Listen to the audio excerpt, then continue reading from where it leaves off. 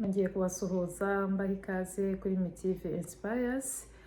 Uyu munsi rero nifuje gukora iyi video itari bube ndende kugira ngo dusubizanye amaso inyuma muri uyu mwaka wa 2025 turimo dusoza, turebemo dushima Imana, dukomeze tuniragiza Imana uwo mwaka wundi tugiye gutangira, cyane cyane tuyisaba gukomeza kuturinda ikadushoboza gusoza uyu mwaka kugira ngo tuzatangire undi mwaka utaha turi bazima kandi tumeze neza. Rero nk'uko bisanzwe buri mpera z'umwaka nkunda gukora video mbwira abantu banjye, mbwira inshuti zanjye, mbibutsa gushima Imana, nubwo nyine buri wese nyine abizirikana ku mutima we, ariko ni byiza ko dushimira Imana hamwe, ko twishimana nk'uko nyine tuba dusanzwe turi inshuti, nk'uko muba musanzwe munkurikira mukunda amavideo yanjye.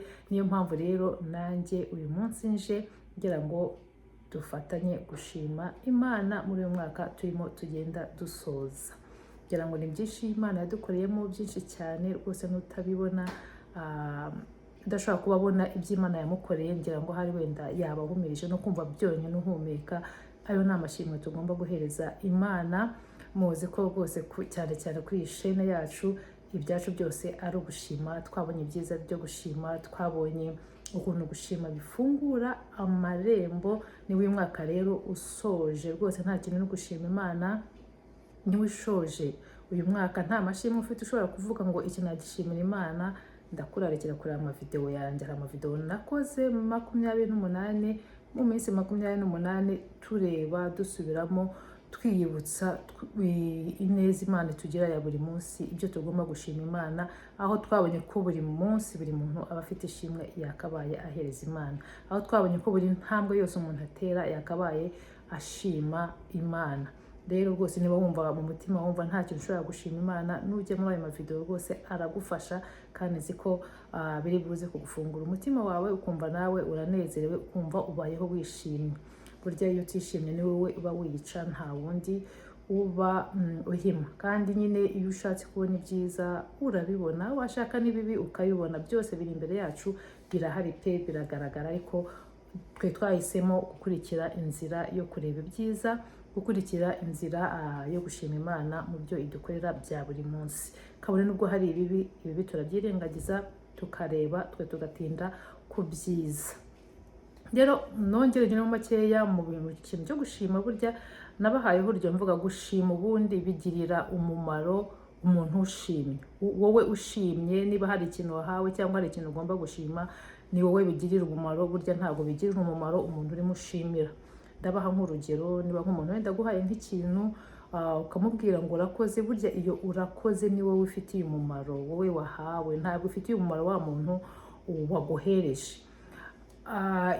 Icyo bigufasha ni iki? Burya iyo umuntu aguhereje ikintu ukaba washima, cyangwa se agukoreye ikintu ukaba wamushimira, wa muntu nyine ushimiye wowe waravuga ati burya bya bintu bishobora kuba bifashije wa muntu. N'ubu utaha yabonye ubundi burya arongera akavuga ati nabonye wa muntu bino bintu bijya bimushimisha, mbimukoreye biramushimisha, reka nongere mbimukorere. Ariko iyo udashimiye akongera kubona nk'ubundi buryo nyine buhanye nka kwa kundi yagukoreye ubushize, cyangwa cya kintu yagukoreye akabona ubundi buryo yakibona, aravuga ati uriya we nabonye wenda iyo mbimuhaye nta kiba bimubwiye, ubanza batabikeneye, agahita ashakira ahandi. Urumva rero ko gushima nitwe bifitiye umumaro.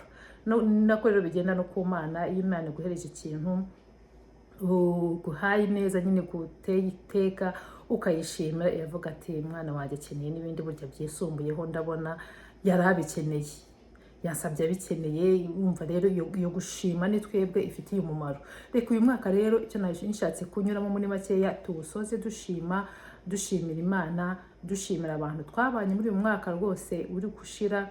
Nanjye mperaho mbashimira rwose abantu mwanyeretse urukundo muri uyu mwaka turi gusoza, abantu mwabanye nanjye, abantu mwankurikiranye, abantu mwanyeretse ko mukunda amavideo yanjye, mukajya munambwira ko munkunda. Nanjye ndabashimiye kandi mbikuye ku mutima. Ni ukuri Imana ikomeze ibampere umugisha, ikomeze ibarinde. Ubundi byiza biri imbere 2026 nkuko nababwiye, ntizadutungure. Reka duhere ubu ngubu tuyitegura, noneho mbafitiyemo udushya twinshi cyane tuzareba uko guhera ku ntangiriro kugenda tuyisoza uburyo twakoramo ibintu byacu neza ku murongo, uburyo twashaka uburyo twitezamo imbere, ibintu byatugirira umumaro, ibintu byadufasha bigafasha n'abacu bose. Mukomeze mubane nanjye, njyewe nuko mubizi nyine ni uguterana hano ingabo mu bitugu, tukabaturana.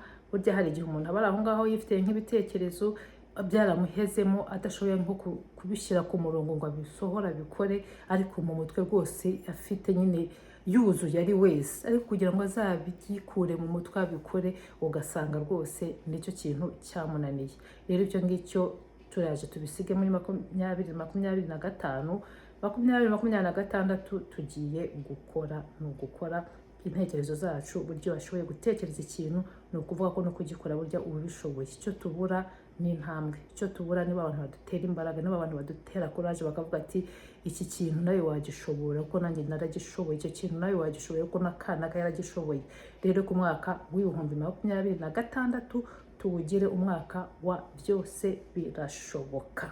Icyo utekereza gukora kirashoboka. 2026 inzozi zawe niba warose, ntabwo burya inzozi zipfa kuza gusa, niba warose birashoboka ko ibyo warose ushobora kubigeraho. Niba ari ibyifuzo ufite byiza mu mutima wawe, mu mutwe wawe, birashoboka ko wabikora ukabigeraho, kuko hari n'ababigezeho.